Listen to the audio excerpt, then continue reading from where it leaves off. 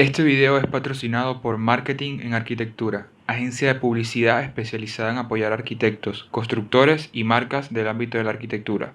Hoy tenemos como invitado al arquitecto Omar Seijas, venezolano, graduado en la Universidad Central de Venezuela y quien por años trabajó como socio del reconocido arquitecto Dirk Borghorst. Sin más que agregar, te invitamos a conocer más de su obra y su trayectoria a continuación, en entrevista con Arquitectura Venezuela.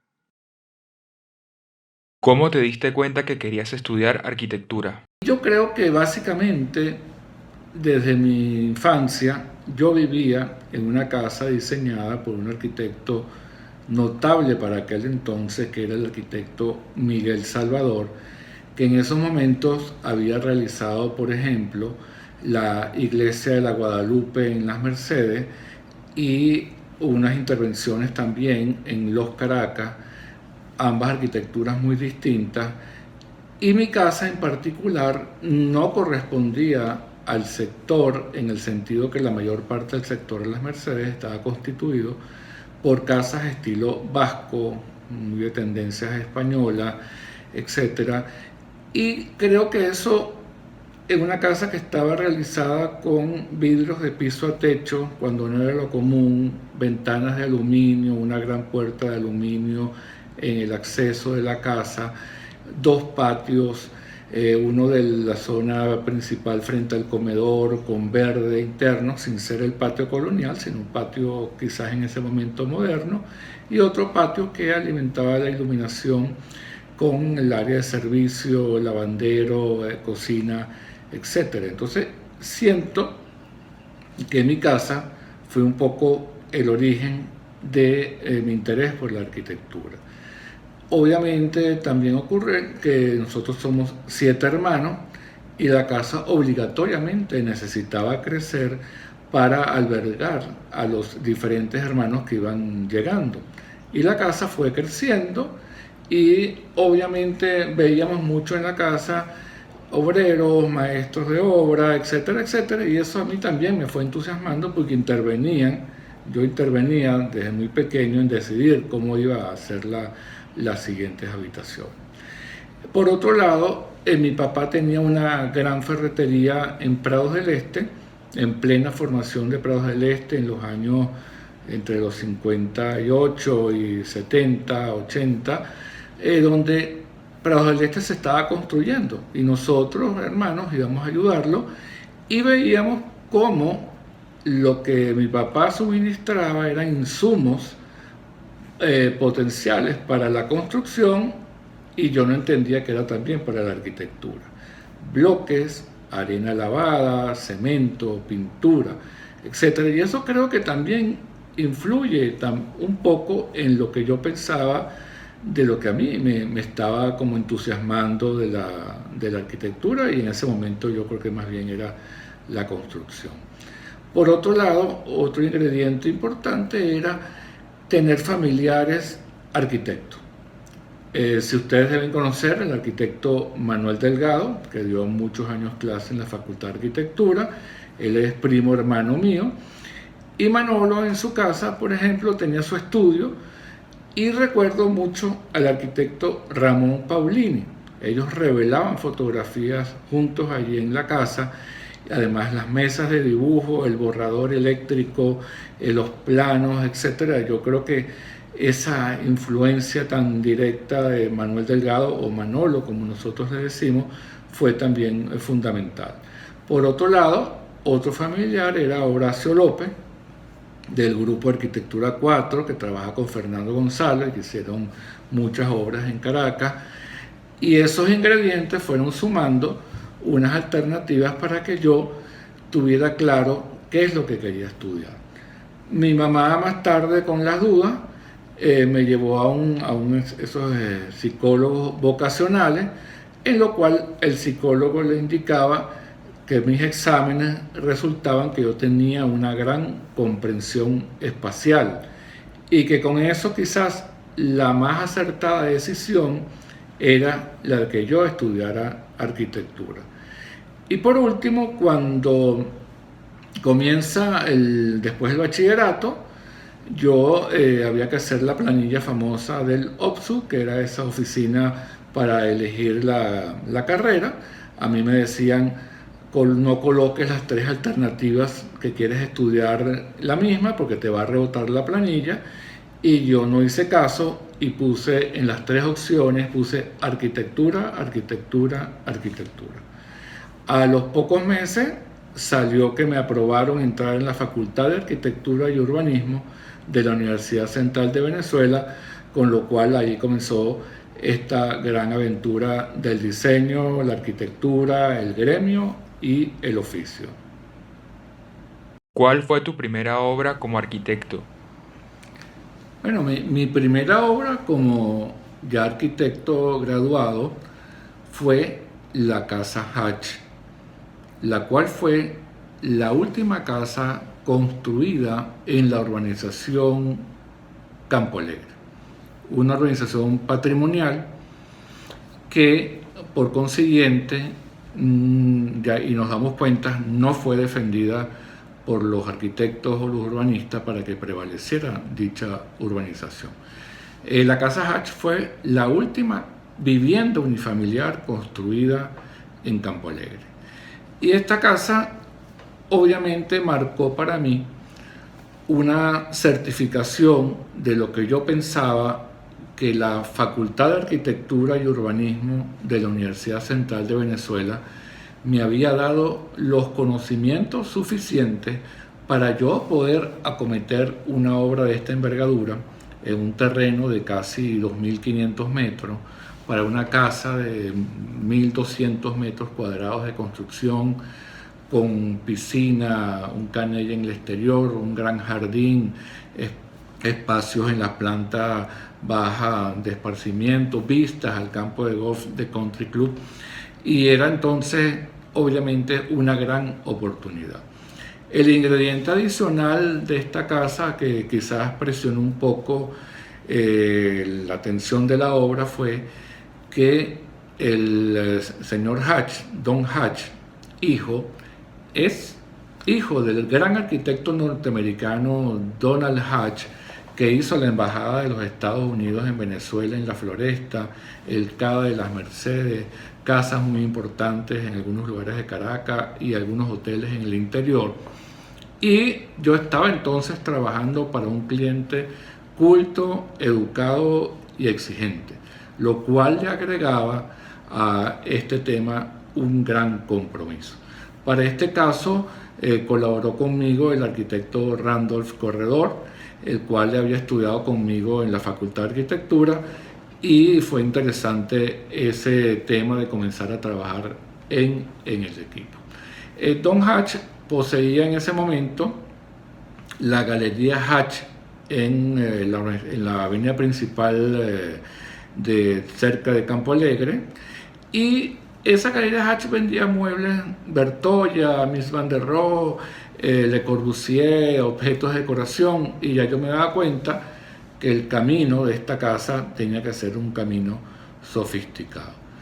Ese camino sofisticado, ¿cómo se va logrando? Porque yo también pensaba que mi juventud, yo tenía 26, 27 años, era un poco en contra mía. ¿En qué sentido? En que una persona, un nuevo cliente, ¿cómo confiar en una parcela tan importante y una cantidad de dinero también significativa a un arquitecto tan joven?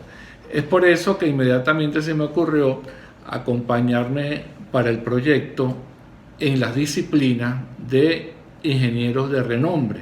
Algunos de ellos habían sido profesores míos en la Facultad de Arquitectura, en el área de tecnología, y por ejemplo para la estructura fue el ingeniero Martin Meiser, con Pritchard, otro ingeniero muy reconocido, el de Cubari, el ingeniero Amelins, Andrés Amelins, para las instalaciones sanitarias, y eso hacía la idea de formar un equipo multidisciplinario que respaldara mi juventud y quizás mi poca experiencia, y al final resultó la obra prima más importante que yo he realizado. Fue publicada en Escala de Colombia, cosa que me llamó la atención, Entre Rayas y en otras publicaciones interesantes de arquitectura latinoamericana. Otro caso interesante era que mi trabajo más reciente había sido en la oficina del arquitecto Jesús Tenreiro, de corta duración, y Manuel Delgado, en la cual se estaba realizando en la abadía benedictina de Enguigüe, en el estado Carabobo. Estaba en el nivel anteproyecto y a mí me tocó dibujar la fachada. Era muy simpático de que Ana Tenreiro, la esposa de Jesús, me llevaba o me mandaba con Ana las fachadas en unos papel croquis ya arrugados, en los cuales yo, por ejemplo, para dibujar el campanario de la iglesia, yo tenía que aplanar el dibujo porque se ve que Jesús había quizás desechado ese dibujo del campanario varias veces. Yo lo aplanaba con el escalímetro y procedía a dibujar la fachada, que era el tema que a mí me tocó participar en esa oficina. Pocos años después, quizá 1 o 2 años después, ya yo estaba construyendo la casa Hatch. Un buen día que llego a la casa Hatch, me encuentro en la puerta de la obra casualmente a Manuel Delgado y a Jesús Tenreiro viendo mi obra. Y yo me les acerco por detrás y digo: hola Manolo, hola Jesús, ¿qué hacen por aquí? No, que estamos viendo esta casa que tiene referencias muy interesantes de Luis Kahn y misma de la abadía benedictina. Y yo les confieso, bueno, esa casa es la que yo estoy haciendo. Y obviamente esas referencias fundamentales de Jesús, de Manolo y de una visita que yo había realizado años atrás, estando en tercer semestre o cuarto semestre, había ido al noreste de los Estados Unidos a recorrer la obra de Luis Kahn, los laboratorios Richard, la biblioteca en Exeter, los dormitorios en Bryn Mawr, una cantidad de obras en Yale, el Estudios Británicos, etc. Y de estudiante ya yo tenía una clara referencia de un arquitecto llamado Luis Kahn, que vivía allá en los Estados Unidos y que yo consideraba que no eran los edificios excesivamente llamativos, sino que eran los edificios conceptuales. Creo que eso fue un poco la referencia de mi primera casa, la cual considero que fue, digamos, mi primera obra que me dio un poco el empuje para seguir trabajando con mucho cariño y mucha fuerza en la arquitectura. ¿Qué significó para ti la casa Hatch? Bueno, por otro lado, en cuanto a la significación de la casa Hatch para mí, y significó, como dije antes, una comprobación de la solvencia profesional que nos entrega la Escuela de Arquitectura para poder acometer los diferentes proyectos, ¿no? Y conservar en esa obra un instinto académico, porque estamos recién salidos de la escuela y yo pienso que no se podía convertir esta primera oportunidad en un hecho meramente comercial, sino que tenía que mantener ese nivel de cultura, esa parte académica, esa confección de una maqueta de estudio, para poder hacer de la primera obra, que claro, la emoción era superior a quizás a cualquier proyecto, pero verlo como un gran modo de vida. Este iba a ser mi modo de vida.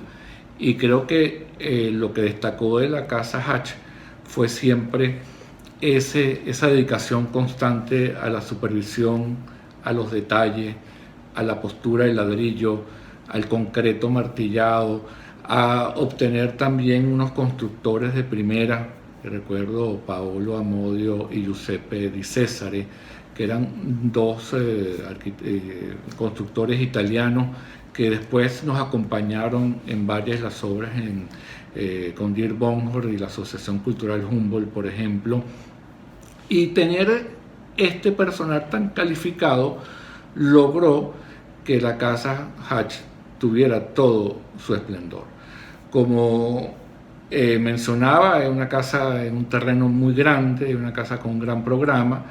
tenía 3 niveles, el nivel principal con la parte social, la parte superior eran todas las habitaciones, y ahí también comencé a trabajar la quinta fachada, concepto muy repetitivo quizás en la facultad, con la cual cada techo anunciaba qué es lo que estaba pasando debajo de cada ambiente.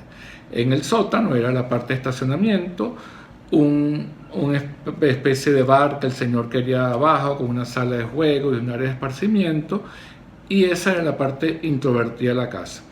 Una pergolado con una caminería conducía en el nivel planta baja hacia el área del caney y la piscina, y un jardín muy bien cuidado y tratado, con lo cual la casa tuvo un inmenso éxito y alegría dentro de sus moradores.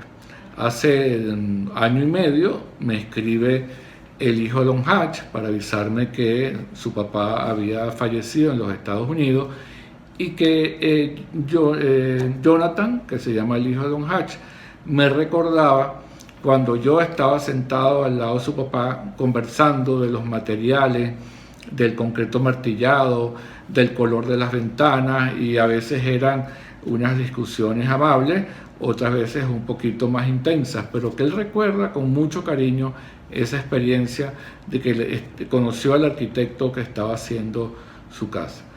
Otra parte de la pregunta que ustedes realizan, de esa que sentí yo cuando el tema de la demolición de la casa luego de 10 años de construida, bueno, claramente fue un duro golpe para mí, porque era mi primer proyecto.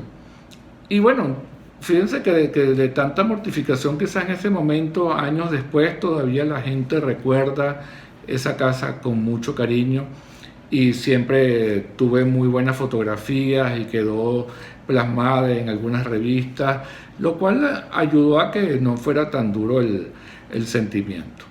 Por otro lado, la crítica quizás iría a esa vorágine inmobiliaria que acabó con la organización Campo Alegre, donde habían casas muy importantes realizadas en los años 20 y 30 por el famoso arquitecto Manuel Mujica Millán. Y esos intereses económicos entonces pusieron un poco en duda si era importante o qué era más importante, el progreso o el patrimonio. Y creo que la alcaldía en ese momento no defendió lo que realmente debió defender, de haber conservado un área patrimonial y no terminar con la urbanización Campo Alegre como terminó.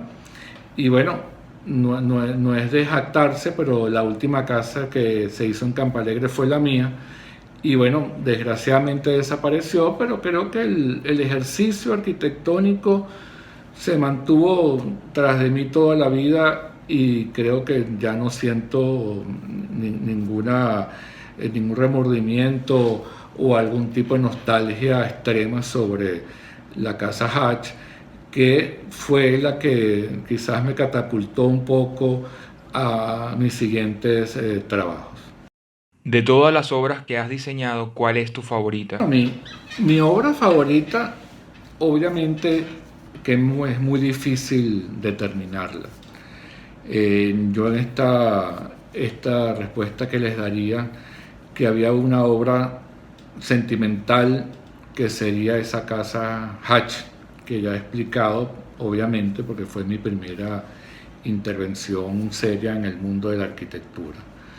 Por otro lado, una obra quizás trascendental fue el edificio de oficina 678 de la empresa Selva, que Dirk Bonhoeffer y yo diseñamos juntos, y paralelamente a esto yo formé una oficina de administración de obras y construcción, con la cual, con equipos con Ricardo Briceño, ingeniero, Aldo Marino, también ingeniero, y Carolina de Briceño, nos dedicamos a construir esta obra desde el movimiento de tierra, el pilotaje, hasta la última bromella que se puso en los jardines. Yo creo que esa obra trascendental fue el salto de el diseño y quizás la zona de confort de la oficina, a saltar a construir lo que uno, junto con Bonhor, había diseñado. Creo que fue una gran experiencia, porque un edificio para ese momento, en el año 98, en la Organización de las Mercedes, también otra vez con ese ingrediente cultural, ese ingrediente de una empresa floreciente para ese momento, que quería una imagen corporativa, que tenía ubicada perfectamente una organización muy conocida del este de Caracas. Yo creo que esa es otra obra que para mí marcó esa segunda etapa. Y la quizás un poco más, ¿cómo lo llamaría? Retadora o trascendental fue el teatro de la Asociación Cultural Humboldt, también diseñado con el arquitecto Dirk Bonhorst, en la cual para nosotros cambiaba como el típico tema de un edificio de oficina o una vivienda unifamiliar o un colegio.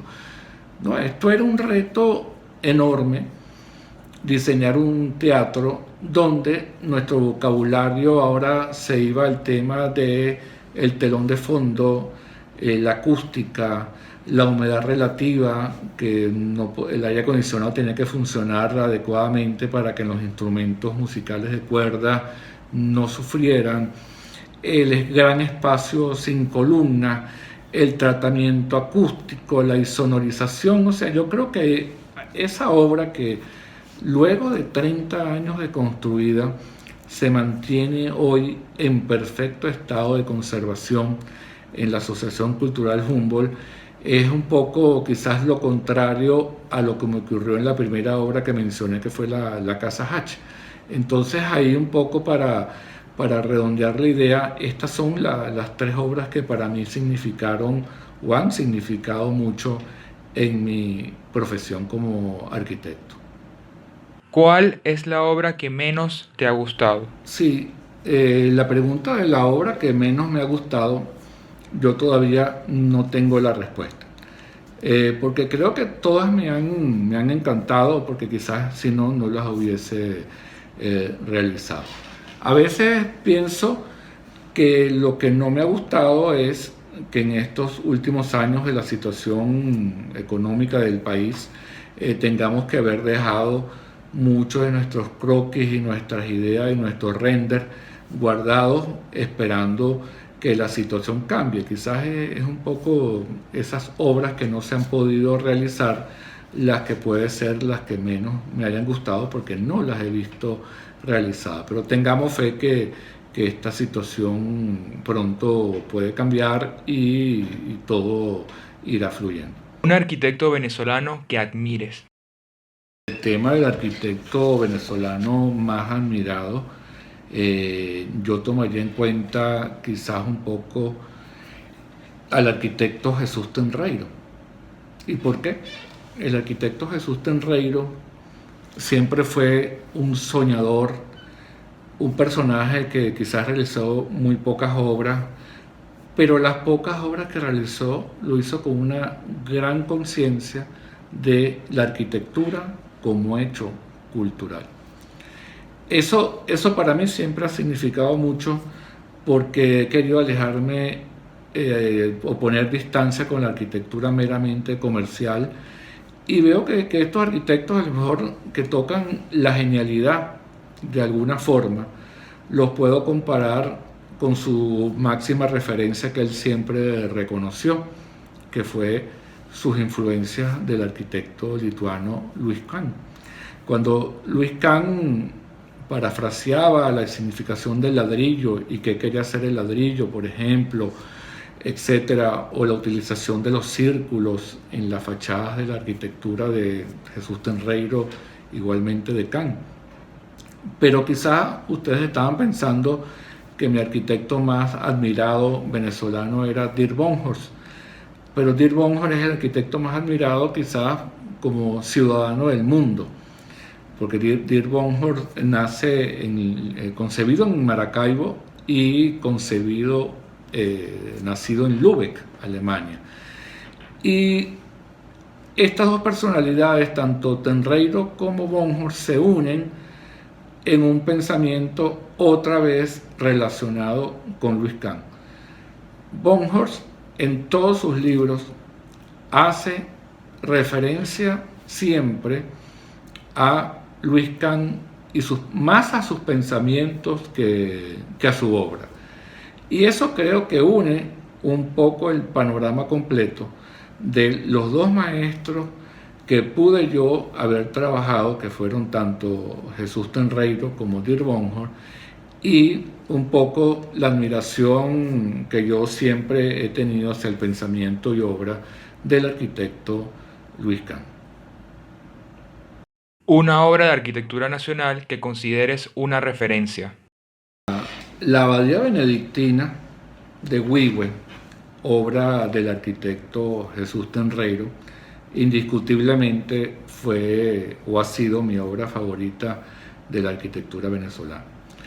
Yo creo que esa arquitectura es un manifiesto del cual la manera que se posa sobre la colina, manteniendo el paisaje, la idea del lugar de culto, la arquitectura destinada al culto, donde Jesús tuvo una muy estrecha relación con el padre Otto de los benedictinos, el abad. El hecho de que Jesús siempre fue una persona muy profunda y muy genial. El hecho de que esta obra también gana el Premio Nacional de Arquitectura. Y claro está, como dije antes o confesé antes, esta obra tuvo claras influencias sobre mi primer trabajo de la Casa Hatch. Entonces, cuando uno reúne todos esos ingredientes, aun cuando es muy difícil hablar de una obra en Venezuela, porque considero que en Venezuela hay magníficas obras, sobre todo la ciudad universitaria de Caracas, del arquitecto Carlos Raúl Villanueva, también obviamente nos ha influenciado a todos los arquitectos, pero en este caso pongo mi apuesta directa a la Abadía Benedictina del arquitecto Jesús Tenreiro, la cual ¿Cómo conociste al arquitecto Dirk Bonhoeffer y cómo inició la relación laboral con él? Una gran tarea laboral por muchos años. Obviamente yo conocía las referencias de Dirk Bonhoeffer por los libros de arquitectura, por la información sobre el helicoide y por compañeros de la unidad docente 2 que eran alumnos de él, pero yo, aunque ustedes no lo crean, yo nunca fui alumno directo de Dirk Bonhoeffer. Mi primer contacto fue una llamada que él hace a mi casa un buen día, donde mi mamá atiende el teléfono y me dice: Omar, te llama un señor con acento musiú. Yo no entendía quién era y en el momento que yo atiendo el teléfono, él me decía: sí, yo soy el arquitecto Dirk Bonhoeffer y quería reunirme con usted para ver si quisiera trabajar en mi oficina. Bueno, eso fue una gran sorpresa de que un maestro de esta envergadura me llamara para pedirme que lo acompañara en este camino. Yo en ese momento estaba recién graduado, ya había diseñado la Casa Hatch, pero no la había construido, y había participado en el concurso de arquitectura que había convocado la Facultad de Derecho de la Universidad Central de Venezuela, la cual era un concurso anónimo y yo era el número 263.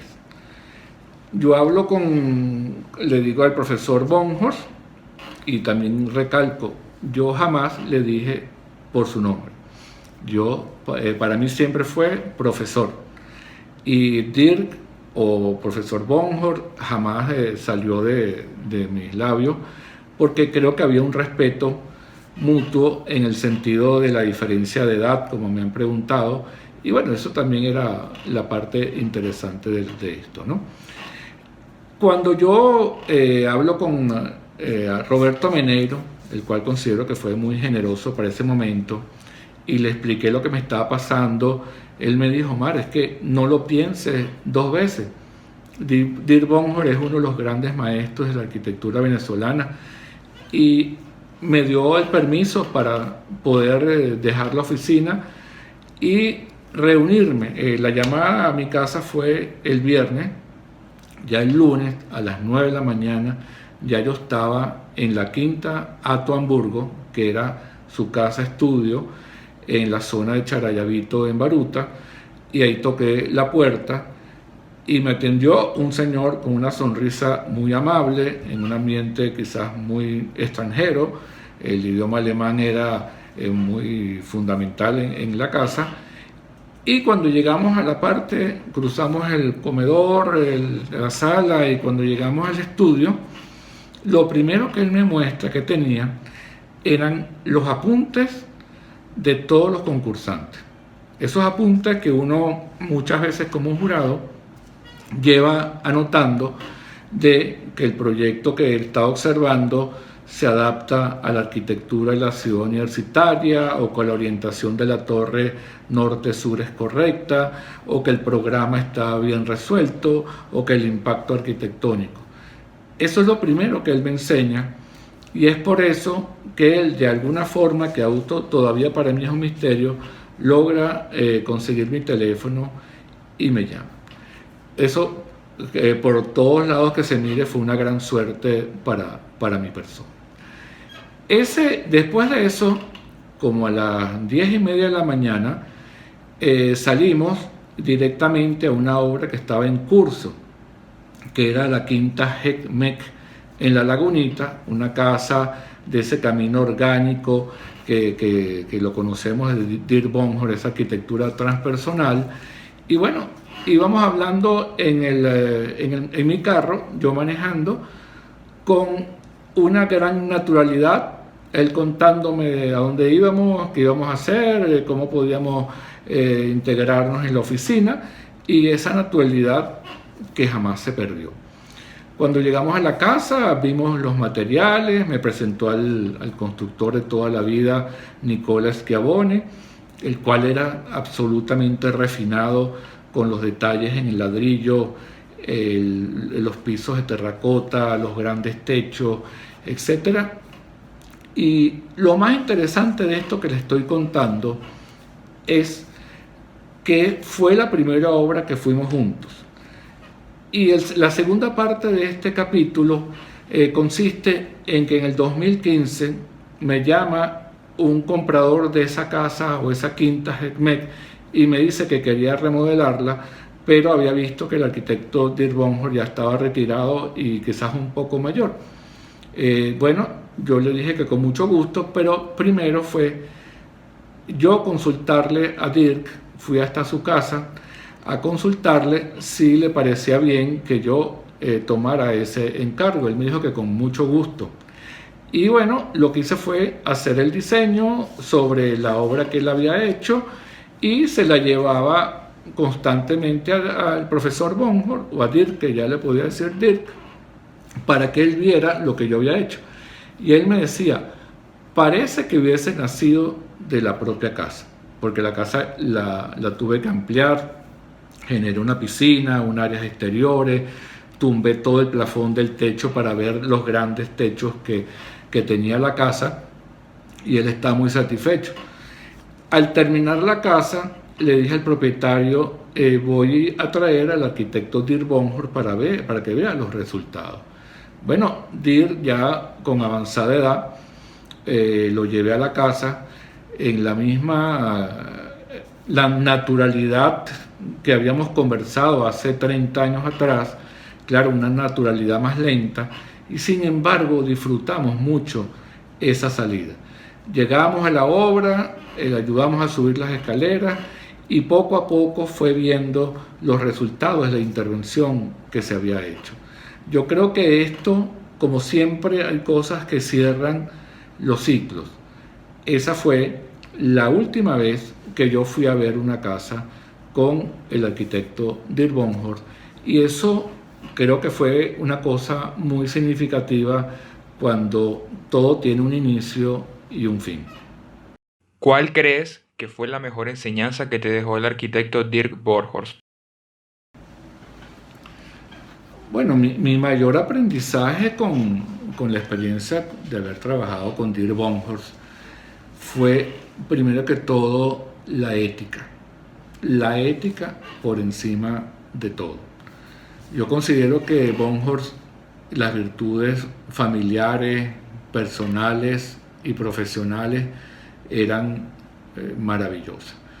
El otro tema, ese humilde sabio, la palabra humildad, siendo una persona tan conocida y tan reconocida, el trato de Dirk con el resto de las personas, el resto de los arquitectos era muy directa. La amistad que me brindó, el conocimiento, el amor a la arquitectura lo acrecentó, la organización, los métodos, el humor, una persona de muy buen humor, quizás negro a veces, pero muy, muy interesante, la generosidad en toda su faceta. Y creo que lo más importante de la enseñanza del arquitecto Dirk Borghorst, además de esto que he enumerado, es el deber ver a la arquitectura como un todo. Y ese todo lo dejó plasmado en muchos libros de arquitectura y pensamiento que durante muchos años él me decía, todo lo que yo gané en la Facultad de Arquitectura trabajando durante 27 años, ese dinero, ese poco o mucho dinero que ganó dando clases, lo invirtió en la edición de libros para dejar un legado a los arquitectos más jóvenes. Yo creo que ese es uno también de los ingredientes que a mí también me asombró de la personalidad tan interesante de este arquitecto alemán venezolano. Por ejemplo, Arquitectura Ciencia y Tao, que son libros profundos, el libro de los valores permanentes de la arquitectura, el libro acerca del helicoide y un libro que un buen día yo revisando los maravillosos archivos que teníamos en la oficina, siempre para buscar referencias, yo veía que habían fabulosas fotos de Paolo Gasparini, de todas las casas que Dirk había diseñado y construido. Y yo le dije, oye, profesor, ¿por qué no realiza un libro sobre este tema de las casas que es muy interesante? Y él lo primero que me dice directamente, ¿por qué no lo escribes tú? Y entonces él me lanza aquel compromiso y al día siguiente yo empecé a recorrer las casas para verlas en persona y durante algún tiempo empecé a escribir y fue uno de los momentos más interesantes en 1994 buscando los primeros ejemplares en Editorial Arte de este libro que trataba sobre las casas de Dirk Borghorst y se llamaba, o su subtítulo era, Del modernismo a lo transpersonal. Yo creo que esa generosidad de cederme el testigo de una carrera tan significativa de su parte y darme la potestad en la oficina de muchas veces atender a los clientes. Yo era el que atendía las llamadas por teléfono, el que atendía a los clientes y el respaldo de él siempre estaba a mi lado. Y esa sociedad fue, como lo he dicho siempre, una simbiosis positiva. Él estaba dispuesto a enseñar y yo estaba dispuesto a aprender y eso era mutuo. Y muchas veces he dicho esta frase de que es importante de que uno esté con un maestro que él era un gigante. Entonces ese gigante que yo había visto a mí me facilitó muchas cosas, porque ¿quién ve más lejos? ¿El gigante o el que está sobre los hombros del gigante? Yo creo que esa catapulta que me dio Dirk Borghorst fue muy significativa y yo creo que la pude aprovechar muy bien y le doy gracias por esto, que el legado que a mí directamente me dejó y el legado que le dejó a todos sus estudiantes. Si ustedes observan en el libro Arquitectura Ciencia y Tao, en las últimas páginas o no recuerdo si en las primeras, está el listado de todos los alumnos que él formó, desde la Facultad de Arquitectura de la Universidad Central hasta varios grupos de la Universidad Simón Bolívar. Dirk Borghorst perteneció a una generación y una cultura diferente a la tuya. ¿Cómo sobrellevaron esto a lo largo de su trayectoria como socios? El tema de las generaciones y las diferentes culturas, yo creo que la edad nunca fue impedimento para nuestro trabajo. Yo pienso que cuando obviamente yo conozco a Dirk Borghorst, Borghorst me duplicaba la edad. Y yo lo veía como una persona mayor en ese momento, y ese ser mayor en ese momento es la edad que yo tengo hoy. Yo entré con 28 años a trabajar con Dirk Borghorst. Por supuesto, para mí era un poco intimidante al principio aquel señor de origen alemán con otra formación de cultura y de extrema cantidad de obras realizadas, y como lo digo, intimidaba ver en las paredes de la oficina esas obras maravillosas: el Banco de Venezuela en la esquina Sociedad, el helicoide de la Roca Tarpeya, el Centro Profesional del Este, la Casa Donsterville. Entonces yo al ver todo eso era impresionante. A la izquierda de mi mesa de dibujo estaba una foto 1 por 1, 1 metro por 1 metro, de la maqueta del helicoide. Y eso todos los días era como una reflexión, porque muchas veces en la mesa de dibujo yo estaba dibujando proyectos muy sencillos. Esos proyectos muy sencillos podían ser desde un escritorio para una señora amiga de Dirk que necesitaba para su casa, o era una proposición de un centro comercial en el interior del país, o era un edificio de oficina. Y eso me daba claras notas de que el arquitecto tiene que ser respetuoso con todos los encargos que les lleguen a su lugar de trabajo. Eso también habla un poco de esa humildad que Borghorst propulsaba. Cuando poco a poco yo seguía pensando de que cuando yo estaba naciendo en 1958, la oficina de Pedro Neuberger, Jorge Romero y Dirk Borghorst estaban realizando el helicoide de la Roca Tarpeya y estaba realizando el Centro Profesionalmente, el del Este, entre muchísimas obras que ese grupo realizó, y más tarde la relación cercana de Neuberger con Borghorst al retirarse Romero. Y ahí me doy cuenta de la diferencia de edad, pero yo decía, esto no es una competencia deportiva. Aquí no se trata del más fuerte ni el más rápido, se trataba de experiencia y de querer aprender. Y ese aprendizaje fue mutuo, porque yo también traía actualizaciones interesantes para el profesor Borghorst, y él tenía una experiencia enorme para conducir a ese joven impetuoso que estaba en su oficina.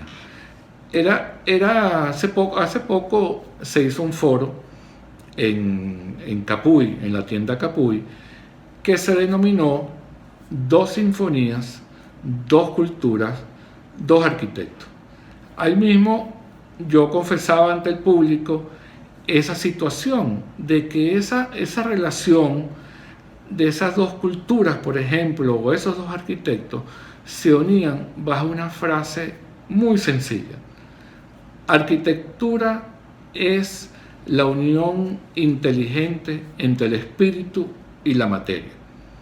Ese concepto a mí me acompañó durante mis inicios en la oficina del arquitecto Dirk Borghorst, y en eso coincidíamos tanto que ese concepto, digamos, que diluyó esa distancia clara que había entre ese arquitecto ciudadano del mundo y yo como más modesto novato.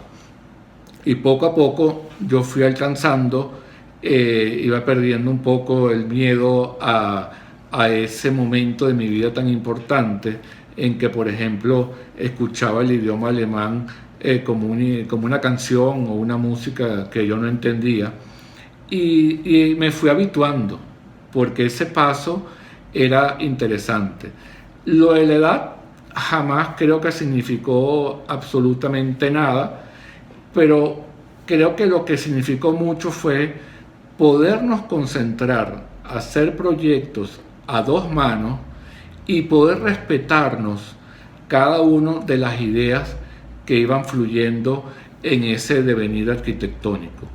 Las obras importantes que hicimos también representaban esa alianza de Alemania y Venezuela, que eran dos culturas muy distintas. El tema de la creación de la Asociación Cultural Humboldt, que el concepto de la Asociación Cultural Humboldt es ese intercambio cultural entre dos naciones y que ocurría igualmente en nuestra oficina, el intercambio cultural alemán de Dieter Bonhoeffer y el culturalmente venezolano de mi parte. Posteriormente hicimos el Instituto Artesanal de la Colonia Tovar, que era un proyecto igualmente originado en Alemania como una escuela técnica a implementar en Venezuela. Otra vez lo mismo, dos arquitectos de diferentes culturas, orígenes o edades estaban construyendo juntos unos edificios que tenían la meta única de unir esos dos países. Esos dos proyectos que les estoy mencionando, en esa generosidad de Bonhoeffer, esos dos proyectos fueron donados a cada una de las instituciones. En ese caso no se cobró ningún céntimo en esa elaboración, porque era un aporte de nuestra oficina a instituciones en las cuales DIR creía mucho y yo también, con los cuales esos proyectos más tarde han sido muy reconocidos. El Teatro de la Asociación Humboldt y el Instituto Artesanal Colonia Tovar, que también tiene un auditorio más pequeño, pero para esa charla de Capuy, ese conversatorio, esas eran las dos sinfonías que unían la excusa para conversar sobre dos arquitectos que hemos trabajado juntos por tantos años. En el año 2000, el Instituto Artesanal de la Colonia Tovar obtuvo el Gran Premio del Segundo Salón de Arquitectura Centro Occidental. Cuéntanos más de ese proyecto y qué características crees que lo hicieron merecedor de ese galardón. Sí, hace poco conversábamos del Instituto Artesanal de la Colonia Tovar y sí, correctamente nosotros ganamos un premio, el Gran Premio de la Exposición de la Arquitectura Centro Occidental, que se realizó en Valencia con el Colegio de Arquitectos de Carabobo. Ese edificio volvía a unir, como mencioné antes, la relación de Alemania con Venezuela. El proyecto como tal fue, desde el punto de vista programático, fue ensamblado en Alemania como una escuela profesional. Y nos escogieron a nosotros como arquitectos para realizar esta obra, ya que el gobierno alemán estaba muy relacionado con la Embajada de Alemania y la Asociación Cultural Humboldt y habían visto la experiencia exitosa que habíamos tenido con la sede de la ACH. Para ese momento, el gobierno alemán, en alianza con Venezuela, el gobierno alemán por la Beva Oil, esta compañía de gasolina y petróleo, dona el terreno de 10.000 metros cuadrados en una ladera muy empinada antes de llegar al pueblo de la Colonia Tovar. Y el gobierno venezolano, a través de Mindur, se comprometió a realizar la construcción. Era una construcción que para nosotros primero era muy importante el encontrar resonancia con los pobladores o los colonos del pueblo para poder trabajar con ellos muy cercanamente sin tener ningún tipo de problema. Para esto lo primero que hicimos fue un experimento con nuestro carpintero, el señor Ludwig Penn, que nos había ayudado con toda la magia del teatro de la Asociación Cultural Humboldt, un carpintero no, quizás un ebanista, y remodelamos la fachada del café Mustal, que es ese café muy interesante que está frente a la iglesia y la Plaza Bolívar de la Colonia Tovar, que estaba hecho a la usanza de la Selva Negra y la zona de Baviera, con ese sistema Fastback, que es esas líneas inclinadas de madera y esos diafragmas para hacer resistente la arquitectura. Y nuestro primer trabajo, que salió publicado en un periodiquito pequeño que ellos tienen en el pueblo, de esa remodelación, y eso nos ayudó a poder entrar un poco en la temática y el carácter de los colonos para nosotros poder realizar nuestro edificio. Al entrar a ver el terreno, la primera vez que fuimos con el presidente de la Beba Oil, el embajador Bonhorst y mi persona. Oye, consideramos que el terreno era sumamente complicado, muy pendiente. Existía una tienda, una bodega de los años finales de los 1800, que nosotros decidimos conservarla. Y esa conservación, claro, requería un tratamiento, porque era de bahareque, para que se pudiera sostener.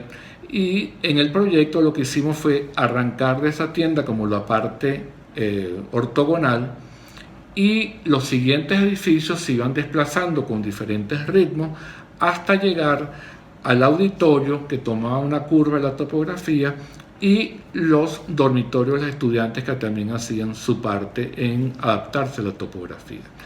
Era un proyecto muy interesante, contemplaba, como le digo, esa casa exposición y venta, la zona de los talleres, donde los profesores preparaban a los alumnos en el manejo de la madera y sus virtudes y bondades. Había una lutería, que es para la fabricación de los violines, que nos lo propuso el maestro Abreu, y le dejamos un espacio allí para que se pudiera realizar también ese trabajo. El siguiente nivel, porque todo era trabajando con la topografía en subida, venían las aulas teóricas y la dirección, continuados por el auditorio, que también realizamos, que era esa segunda sinfonía que completa la primera del teatro de la Asociación Cultural Humboldt, y al final un edificio para la vivienda de estudiantes y los profesores. Por supuesto que el reto topográfico era una causa muy importante, pero también era el respeto a la arquitectura tovarense, con las normativas que ellos tenían de los techos en 45 grados, el aire en Baviera, trajimos una máquina de Alemania para preparar las tejas originales del rabo de castor, que era una teja muy fácil de instalar y de una referencia directa con el origen de la colonia Tovar. Y lo importante era, de nuevo, la unión alemana-venezolana, y sobre todo, yo creo que lo que le dio características al premio fue que se convirtió en un edificio escuela. Todos los techos estaban hechos de madera cañaguate, una madera muy dura, realizados con la junta francesa y con perno y con cercha, y es decir que eso era lo que enseñaba a los alumnos cómo se construía en madera. El mobiliario, por ejemplo, de todo el conjunto lo fueron realizando los mismos estudiantes, motivados porque lo que estaban viendo era las necesidades de pupitres, de mesas, de lugares para preparar sus materiales, etc. Y por otro lado, que fue también muy importante, cuando construimos el auditorio, que fue la última etapa, los estudiantes fueron los que se encargaron junto conmigo de realizar todo el tratamiento acústico de las paredes, el piso de madera, todos los conjuntos de sobrepiso para que la humedad no pasara, la construcción del escenario. O sea que ya los alumnos ya estaban trabajando junto con los profesionales de la construcción y los arquitectos para realizar esta obra. Hoy en día es lamentable el estado de la obra, porque la UNEFA lo tomó en un momento dado y el mantenimiento ha sido bastante escaso. Ojalá que cambien los tiempos y los vientos del país y logremos recuperar esa obra que tanto para Bonhorst como para mí fue una de las obras más importantes en las cuales nosotros nos desarrollamos. ¿Cómo ha sido tu experiencia docente a lo largo del tiempo? Sí, la experiencia docente para un arquitecto la considero fundamental. Uno se desenvuelve en la carrera entre el oficio, la academia y el gremio. El gremio lo abordé durante muchos años, siendo vicepresidente del Colegio de Arquitectos de Venezuela, desde el 2005 hasta el 2012, en una gestión muy interesante. El oficio, por supuesto, es lo que ya hemos conversado de los proyectos y la obra, y la academia es eso que uno, o personalmente lo veo, como lo que uno le devuelve a la Facultad de Arquitectura, que lo formó casi a uno de forma gratuita y uno nunca le dio nada. Y yo creo que esto es una forma de devolverle algo a la universidad y a la facultad que le dio tanto y tantos conocimientos que son los que nosotros utilizamos el día a día. Por otro lado, pienso que la docencia de la arquitectura lo mantiene a uno actualizado, cosa que creo que ese es el punto más importante. Además de dar lo que uno conoce, la experiencia que uno ha tenido, de entregárselo a unos alumnos ávidos de aprender, y además que ellos todo el tiempo traen cosas nuevas a las correcciones, a las entregas, y uno se mantiene en vivo. Eso es muy interesante. Yo di clases en la Universidad Central de Venezuela, siempre di diseño, igualmente en la José María Vargas, en total como unos 12 años, y bueno, a veces me pregunta por qué no he regresado, pero siempre he sentido que el cliente se siente muy orgulloso que uno sea profesor universitario, pero a la hora de la verdad ven que uno no está en la obra a horas tempranas de la mañana, y eso choca un poco con la actividad. Pero bueno, estaré en futuro seguramente dando clases de nuevo, porque es un poco el camino que a mí siempre me ha fascinado. ¿Cómo fue el proceso de diseño del teatro de la Asociación Cultural Humboldt? Con el tema del teatro de la Asociación Cultural Humboldt, fue quizás un proyecto muy exigente. Diseñamos la sala, el arquitecto Dirk Bonhorst y mi persona, con un alto sentido de responsabilidad de informarnos de las diferentes disciplinas nuevas que se involucraban en este proyecto. Ya no era simplemente la estructura, las instalaciones sanitarias, las aguas de lluvia, las instalaciones eléctricas, sino que aparecían otros temas: iluminación profesional, tramoya, telonaje, insonorización, humedad relativa, y una gran acústica, una gran cantidad de características que iban a hacer de este teatro lo que es hoy como una gran sala para 316 espectadores, los cuales han admirado siempre la obra que tenemos en la Asociación Cultural Humboldt. Nuestro idioma técnico comenzó a cambiar. Telón de boca, telón de fondo, las patas, la bambalina, las diablas, los dimmer, las puertas insonorizadas. O sea, cambió un poco el tema, y eso nos fue haciendo investigar más y más y asesorarnos muy bien. ¿Cuáles fueron las asesorías? Con Tomás Lugo, que recientemente había ejecutado el Teatro Teresa Carreño, con Dietrich Kunkel, que era miembro de la Asociación Cultural Humboldt. Nos informamos y ellos inclusive nos recomendaron a una empresa, Sonex, que era la que hacía el tema acústico, y eso fue interesante.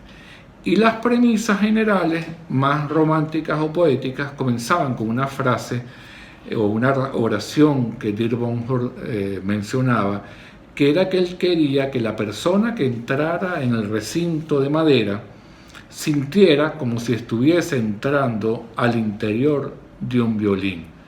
Esa frase nos acompañó mucho en la composición, ya que todo fue crear una gran atmósfera de carpintería de una madera saki-saki, que es la madera que se utiliza para los tableros de construcción. Es una madera muy sencilla y resulta que era la madera que mejor se comportaba con el tema de la acústica. Para eso teníamos un gran carpintero, Ludwig Penn, que antes mencioné, el cual con un gran equipo y con unos planos muy bien detallados que le hicimos, él pudo desarrollar toda esa familia de líneas de madera, de líneas onduladas, que recordaban, y obviamente manifestamos la referencia a las obras del arquitecto Alvar Aalto en su stand expositivo en Nueva York para la Feria Mundial, o la ópera Essen en Alemania. Esa sinfonía de madera que le inclinábamos los listones un poco hacia el escenario para darle esa atención de que todo se volcara al escenario en esa gran caja de resonancia para música, teatro y ballet, etcétera, ¿no? Y poco a poco fue tomando cuerpo, y en una entrevista que nos hizo un arquitecto periodista, Gonzalo Lacurcia, él comentaba el título El día que Bach se hizo carpintero. Y eso fue por una conversación que tuvimos con Dirk, Gonzalo y mi persona, en la cual le manifestaba que en un momento dado los ingenieros de acústica nos habían dado una solución para las fachadas laterales internas de la sala con una gran línea recta que iba desde el oído o la altura de la oreja del primer espectador hasta la última, que estaba en la última fila, y eso lo manifestaron con una línea recta. Nosotros, cuando ellos nos entregaron ese plano, nosotros nos dábamos cuenta de que eso no tenía nada que ver con el diseño lineal de fluido, de líneas curvas, y lo que hicimos fue, y eso como anécdota, tomar una partitura de Johann Sebastian Bach que teníamos por casualidad en la oficina, ampliamos esa partitura en la copiadora varias veces para poder dar una escala, la metimos debajo de nuestro dibujo, que era en papel albanene, el dibujo del corte, donde aparecía el fondo de la fachada, era un corte fugado, y fuimos marcando nota a nota las altas o las más bajas para darle una sinuosidad a esa expresión. Cumplíamos con los requerimientos del sistema acústico, del control acústico, de rebotar la señal o absorberla, y además cumplíamos como nosotros como arquitectos. El programa era extenso, los camerinos, las salas de control con traducción simultánea, iluminación profesional, sonido, etc. Películas 35 milímetros que más tarde pasó a Videobeam, etc. Siempre había esa renovación de los equipos, y hemos tenido muchos visitantes que se han maravillado con esta obra, de la cual nos sentimos muy orgullosos, y también la cual fue publicada como una obra importante de nuestra ciudad en la Guía de Arquitectura y Paisaje que editó la Facultad de Arquitectura y Urbanismo. Es un gran proyecto, lo tengo, creo que lo ven a mis espaldas aquí. Es un gran proyecto que significó para nosotros un gran logro desde el tipo de vista acústico, arquitectónico, y bueno, también esa referencia que nos hablaba Alvar Aalto, que escuchábamos de Alvar Aalto, que la naturaleza era el mayor reto para realizar o reflexionar sobre la arquitectura orgánica. Esa frase era muy importante para nosotros, y la referencia de Alvar Aalto es inocultable en esta proposición arquitectónica. Entonces, muchas gracias, y sería interesante que ustedes visitaran nuestra sede de la Asociación Cultural Humboldt. ¿Consideras que para un arquitecto es fundamental el trabajo en equipo? El trabajo en equipo es fundamental. Yo pienso, y siempre lo he pensado desde la Facultad de Arquitectura, donde comenzamos a trabajar en equipo, que cada persona o miembro del equipo tiene un potencial especial. Uno tiene una potencia en el funcionamiento, otro en el aspecto estético, otro en la parte de la presentación, y con eso se arma un equipo multidisciplinario que logra que el trabajo o el proyecto o la obra sean mejores. Nosotros, por ejemplo, tuvimos una reciente experiencia en el concurso en el año 2018, donde armamos equipo con Patricio Vasallo, Alessandro Del Vecchio, que es arquitecto también, el ingeniero Domenico Del Vecchio y mi persona, para el concurso del nuevo mercado municipal de Latillo.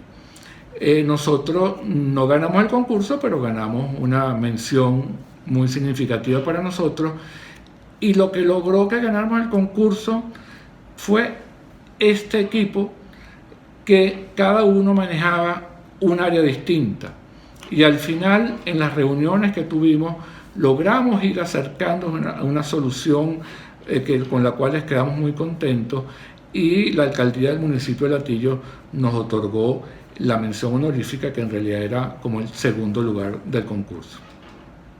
¿Qué mensaje le puedes dar a los jóvenes que hoy en día estudian arquitectura?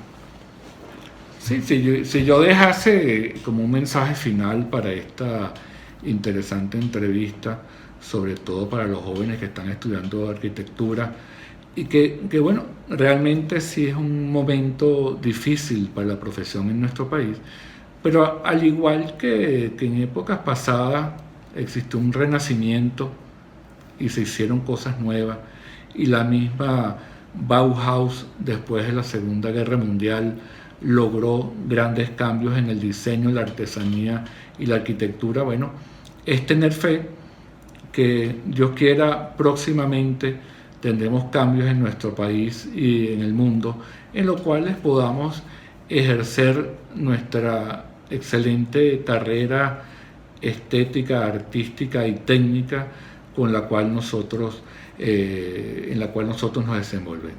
Yo tengo ya 36 años de graduado, han habido momentos buenos y unos no tanto. Uno ha ejercido la docencia, el gremio, el oficio, y siempre uno con la mirada al frente, sintiendo que esto es el modo de vida de uno, el interés de personal.